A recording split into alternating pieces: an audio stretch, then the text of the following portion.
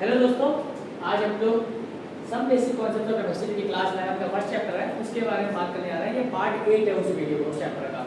तो मेरा टाइम में हर बात करना शुरू करते हैं। इस वीडियो में हम लोग परसेंटेज कंपोजिशन और उसके बाद हम लोग एम्पिरिकल फॉर्मूला के बारे में पढ़ेंगे।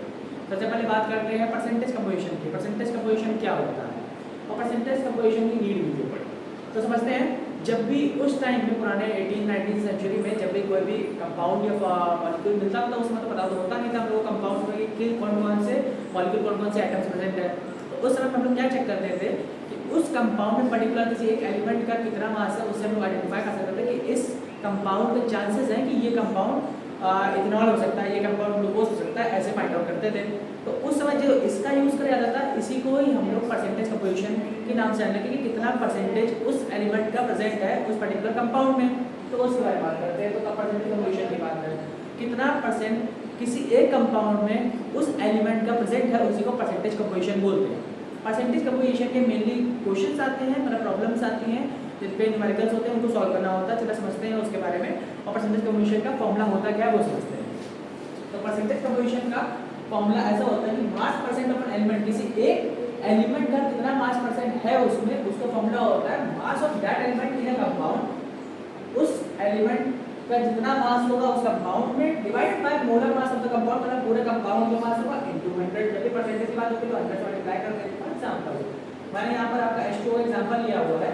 तो H2O में H का जो मास होता है एटॉमिक मास 1.008, या मोलर मास भी बोल सकते हैं इसको, या फिर मोलर मास एक्चुअली कंपाउंड का होता है, इसका केवल मास का कोई बात कर रहे हैं। 1.008 न्यू, ऑक्सीजन का 16 न्यू, ये वैल्यूज आएगी। मोलर मास H2O का आप कैलकुलेट कर सकते हैं 2 × 1.008 और O का 16 कर देंगे तो ऐड हो जाएगा 18.02 आ जाएगा। ओके ठीक है, तो ये आ गया। अब H2O की बात करेंगे।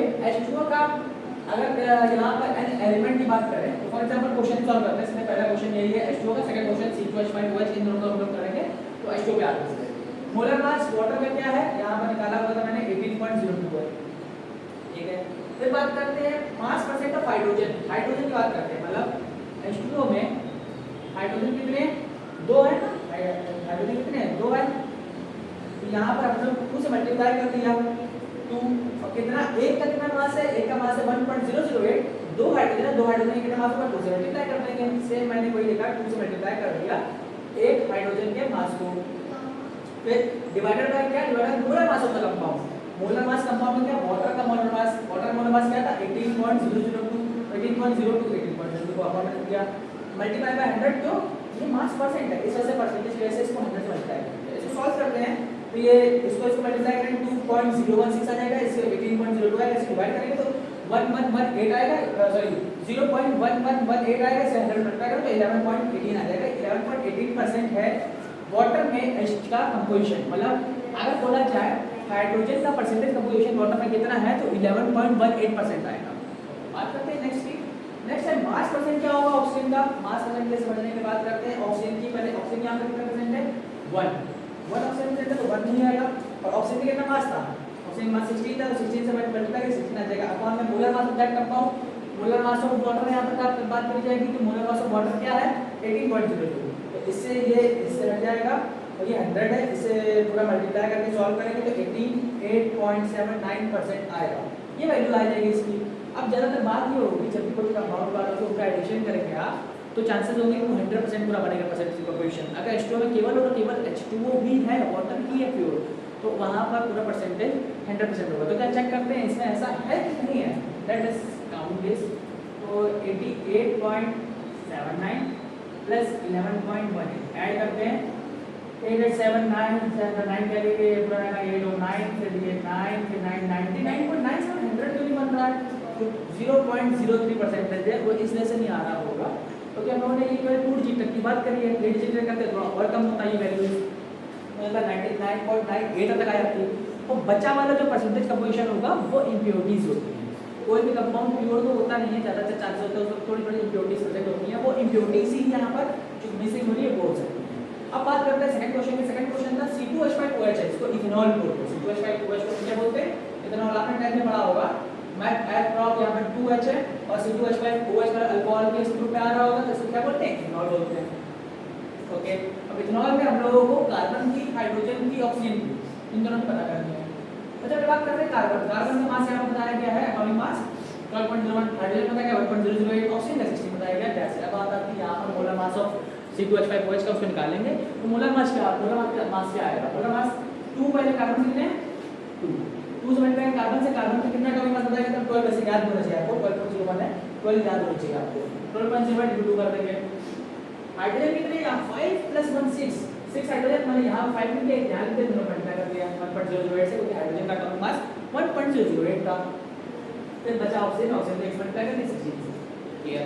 इसको ऐड करेंगे और मास मोलर मास निकालना है उसको 5 का 46.068, ये क्या आ जाएगा? मोलर मास आ जाएगा, मोलर मास आ जाएगा किसका? C2H5OH का, C2H5OH का मोलर मास आएगा। अब बात करते हैं मास percent of carbon. Mass percent of carbon का फॉर्मूला क्या होगा? Atomic mass molar mass of carbon C2H5OH, मैंने लिख दिया मास ऑफ C2H5OH, जो कि कितना था? यहाँ पे कितने हाइड्रोजन है, कितने कार्बन है? 2 कार्बन कितने हैं? 2 कार्बन है, जैसे यहाँ पर C2H5OH में कार्बन कितने? 2 इनटू कार्बन का एक कितना था? 12.001, यहाँ मैंने देखे 12.01 का इसको सॉल्ट लगा 24.02 आ जाएगा। अब आपके मोलर मास ऑफ C2H5OH याद है 46.100 मिलता है, याद है ये वैल्यू, तो 2.14%। फिर बात करते हैं हाइड्रोजन का। मास ऑफ हाइड्रोजन 1.008 था, उल्टा हुआ तो यहाँ पर किया 6 क्यों हुआ है ये? क्योंकि यहाँ पर टोटल हाइड्रोजन कितने हैं? 5 + 6, तो 6 × 1.008 करेंगे, ये वैल्यू क्या आती है? 6 × 00 सॉरी 8 6 48, हां 6 × 048 है ना, 8 6 48 और बाकी 0 ऐसे आ जाएगा 166, तो 6.048 ये लिख के आप ये लिख के एंटर करता है 13 आ जाएगा। Same mass of oxygen, mass percentage of oxygen की बात करेंगे तो मोलर मास ऑफ ये करेंगे, फिर 16 से 62 एक ही ऑक्सीजन था, कितना ऑक्सीजन है यहाँ पर? बात करें मेरा एक ही ऑक्सीजन है, तो इस मिनट का 16 अपॉन ये करेंगे तो हो गया 34.70% आ जाएगा। अब इसको भी आप ऐड करके देखेंगे, एक रफ आइडिया बता रहा हूं, 5 6 6 3 9, ठीक है, 2 3 5 4 5 4 9 99 के पास चला, अगर बाकी 0.0% में ऊपर नीचे होगा तो इस वजह को वहां पे इंक्लूड करेंगे। तो ये पूरा हो गया आज हम लोगों ने मास परसेंटेज का क्वेश्चन बात करी। अब इसके बाद बात करते हैं एम्पिरिकल फार्मूला की। चलिए मूव करते हैं नेक्स्ट स्क्रीन पे। नेक्स्ट स्क्रीन पे बात करते हैं एम्पिरिकल फार्मूला की। एम्पिरिकल फार्मूला क्या होता है? बहुत सिंपल सी बात बताना चाहेंगे। एम्पिरिकल फार्मूला उसको बोला जाता है जब भी कोई मॉलिक्यूलर फार्मूला जिसमें एक से ज्यादा टाइम्स कोई एक सिंपल एलिमेंट प्रेजेंट है किसी भी कंपाउंड में, किसी भी मॉलिक्यूल में, तो उसका सिंपलेस्ट रेशियो जो होगा उसको हम लोग एम्पिरिकल फार्मूला बोलते हैं। फॉर एग्जांपल C2H4 को अगर बात करें, C2H4 में क्या होता है? कार्बन के 2 एटम्स है और हाइड्रोजन के 4 एटम्स है, तो 2 और 4 का रेशियो निकालेंगे तो 1:2 आएगा, तो मतलब सिंपलेस्ट रेशियो इसका CH2 हो सकता है, लेकिन हम लोग लिखते हैं इसको C2H4 है। C2H4 मतलब इथीन, है ना? ये बात आपने पढ़ी हुई होगी, आपको अल्कीन्स में पढ़ाया गया था C2H4 के बारे में। तो वही चीज इसे बताना चाह रहा था मैं आप लोगों को कि जैसे C2H4 मॉलिक्यूलर फार्मूला है, CH2 एम्पिरिकल फार्मूला है, तो ये इसकी डेफिनेशन होती है। एम्पिरिकल फार्मूला को क्या वैसे बोल सकते हैं? जब भी किसी भी एक फार्मूले को हम लोग उसके सिंपलेस्ट होल नंबर रेशियो में मेंशन कर देते हैं तो वो फार्मूला उसका एम्पिरिकल फार्मूला होता है। पढ़ते हैं उसका डेफिनेशन क्या है? Empirical formula represent the simplest whole number ratio of various atoms present in a compound. वही चीज मॉलिक्यूलर फार्मूला कहते हैं। मॉलिक्यूलर फार्मूला शो करता है exact number of different types of atoms present in a molecule of a compound. तो ये चीज पूरी बना देती है आपको molecular formula. Molecular formula empirical formula बहुत सिंपल सा रेशियो आपको समझ में आ गया। उसके बाद बात करते हैं मास परसेंट के बारे में, क्योंकि अपने मास परसेंट पढ़ा हुआ था। अगर आपको मास परसेंट पता है, अगर आपको मास परसेंट पता होगा तो एम्पिरिकल फार्मूला आप निकाल सकते हैं। मतलब मास परसेंट के बारे में आइडिया दे दीजिए, एम्पिरिकल फार्मूला निकल जाएगा, सिंपल। और मान लो एम्पिरिकल फार्मूला निकल गया है और आपको कोई मोलर मास दे दिया गया उस कंपाउंड का, तो मोलर मास भी निकल सकता है। ये आपको समझ में थोड़ा कम आया होगा, तो थोड़ा समझ लेते हैं मॉलिक्यूलर मास कैसे निकाल सकते हैं। मोलर मास दिया गया होगा, एक वैल्यू आप लोग n से डिवाइड करेंगे, उस n की वैल्यू क्या होगी, मोलर मास कितना होगा, एम्पिरिकल फार्मूला जो आएगा उसका मास कितना होगा, उससे वैल्यूज को निकाल करके हम लोग पता कर सकते हैं। ठीक है, एक बार एक क्वेश्चन सॉल्व करके देख लेते हैं। क्वेश्चन में यहाँ पर ये लिखा हुआ है, एनसीईआरटी में दिया गया है, वही क्वेश्चन है, मैंने और कोई क्वेश्चन नहीं लिया है, तो इसको देख लेते हैं। इसको देखना फिर आगे बात करेंगे। क्वेश्चन है, एक कंपाउंड है, इस तरह आ जाता हूं। क्वेश्चन है, एक कंपाउंड है जिसमें हाइड्रोजन 4.07% में प्रेजेंट है, कार्बन 24.27% में प्रेजेंट है, क्लोरीन जो है 71.65% प्रेजेंट है, और उसका मोलर मास निकाल सकता है ना, मोलर मास दिया है तो मोलर मास निकल सकता है उसका। मोलर मास उस कंपाउंड का 98.96 है। तो पूछा जा रहा है एम्पिरिकल फार्मूला क्या होगा उसका, मॉलिक्यूलर फार्मूला क्या होगा। सिंपल है। सबसे पहले समझते हैं ये परसेंटेज का स्कीम क्या है। 4.07% लिखा हुआ है या फिर 94.27% लिखा हुआ है, या फिर क्लोरीन की बात करें 21.75% लिखा हुआ है। तो इससे क्या इस बात समझनी है आप लोगों को, परसेंटेज की जब भी बात हो रही है तो वो 100 बात कर रहा है। जब भी आप कभी सुनोगे कि एक मिल्क में 4% का वाटर परसेंट है, इम्प्योरिटी परसेंट है, ऐसा बोला जाए इन टर्म्स परसेंटेज में 4% वाटर परसेंट है किसी मिल्क में, तो उसका मतलब क्या है 100 लीटर की वो है, 100 ग्राम का मिल्क में 4 ग्राम परसेंट है, 4 ग्राम वाटर परसेंट है। इतनी बात तो बहुत सिंपल समझ में आ रही होगी आप लोगों को। ओके, फिर अगली बात करते हैं। तो हाइड्रोजन परसेंट अगर 4.07% है तो इसको हम लोग ऐसे तो समझ सकते हैं कि 100 ग्राम के उस पूरे कंपाउंड में 4.07 ग्राम हाइड्रोजन परसेंट है। सेम मैंने वही किया, 4.07% का हाइड्रोजन का, उसका मास कितना आएगा, ये क्या आ जाएगा, इसका मास कितने में 100 ग्राम परसेंट होगा। कार्बन कितना होगा 24.27 ग्राम हो जाएगा, क्लोरीन कितना होगा, ये होगा। कितनी बात क्लियर है। तो जब भी आपको इंटरनल फॉर्मूला निकालना हो सबसे पहला स्टेप होता है उसके मास परसेंट से उसके कितना ग्राम परसेंट होगा उस पर कंपाउंड पता कर लेंगे। ये तीन चीजें ही होती हैं, तीन चीजों को ऐड करके देखेंगे 100% आ ही रहा था। तो इन तीनों में 100 ग्राम में पूरे कंपाउंड में 4.07% ये होता है, 24.27% ये होता है, तो 24.27 ग्राम हो गया, 71.6 ग्राम हो गया। ओके, बात करते हैं नेक्स्ट की। फिर नंबर ऑफ मोल्स निकाल लेते हैं। मोल्स का भी पढ़ा था, गिवन मास पर मोलर मास याद आ रहा होगा। तो इसमें नंबर ऑफ मोल्स मैंने हाइड्रोजन की, कार्बन की, क्लोरीन के निकाले हैं। तो हाइड्रोजन के क्या होगा, गिवन मास कितना मास पर चाहिए हम लोगों का 4.07 ग्राम। 4.07 ग्राम में क्या upon molar mass of hydrogen, या फिर बोल सकते हैं एटॉमिक मास ऑफ हाइड्रोजन, तो वो कितना था 1.008। इसको सॉल्व कर लेंगे तो 1 से 4 टाइम्स 4.04 आ जाएगा। कार्बन की बात करेंगे, कार्बन का कितना मास यहां पर मिलेगा 24.27, और कार्बन का एटॉमिक मास क्या होता है 12.01, तो ये भी आ गया 2.02।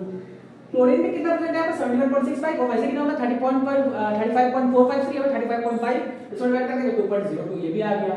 ये नंबर ऑफ मोल्स आ गए कि मतलब नंबर ऑफ मोल्स हाइड्रोजन कितने परसेंट है 4.04 मोल्स परसेंट है हाइड्रोजन के। कार्बन के कितने नंबर मोल्स परसेंट है 2.02 मोल्स परसेंट है कार्बन के।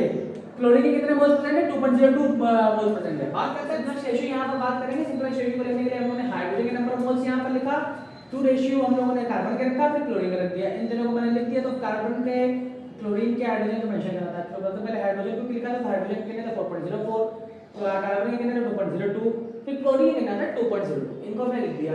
फिर अगर देखेंगे इसका को हम लोग अगर 2.02 से डिवाइड कर देंगे तो ये 2.02 से डिवाइड कर दिया, ये 2.02 से डिवाइड कर दिया, ये भी 2.02 से डिवाइड कर दिया।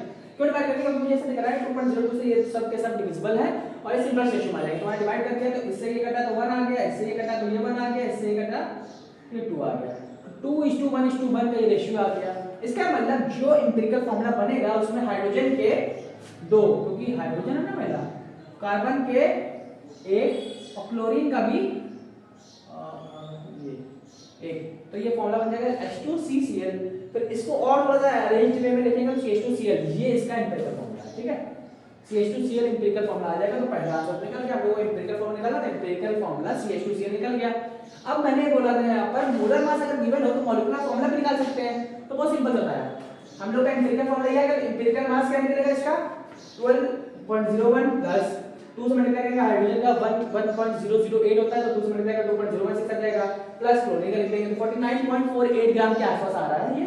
फिर इसको हम लोगों ने गिवन मास हम लोगों को 48.96 का, तो हम लोगों ने समझने के लिए कितने हो सकते हैं तो n से डिवाइड कर दिया। अच्छा, गिवन मोलर मास अपन एम्पिरिकल मोलर मास करेंगे तो n की वैल्यू 2 आ जाएगी।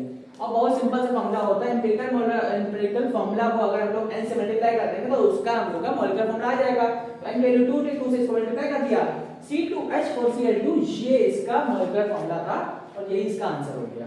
तो ये पूरा आपने इस वीडियो में मास पर से और एम्पिरिकल फार्मूला और एम्पिरिकल फार्मूला से मॉलिक्यूलर फार्मूला कैसे निकलता है और इसके क्वेश्चन बहुत अच्छे समझ लिया है।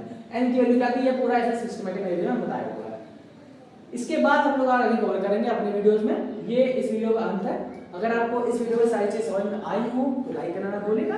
कोई डाउट हो तो कमेंट सेक्शन में पूछ सकते हैं, उसको मैं क्लैरिफाई करूंगा आगे आने वाली वीडियो में, या फिर कोशिश करूंगा जैसे जैसे आगे बढ़ेंगे हम लोग उसको क्लैरिफाई करते हुए चले, उस पर और क्वेश्चन लगा दे। अगर आपको कोई सजेशन हो कमेंट सेक्शन में ले सकते हैं। मिलते हैं आपसे अगले वीडियो में, तब तक के लिए धन्यवाद। जय हिंद।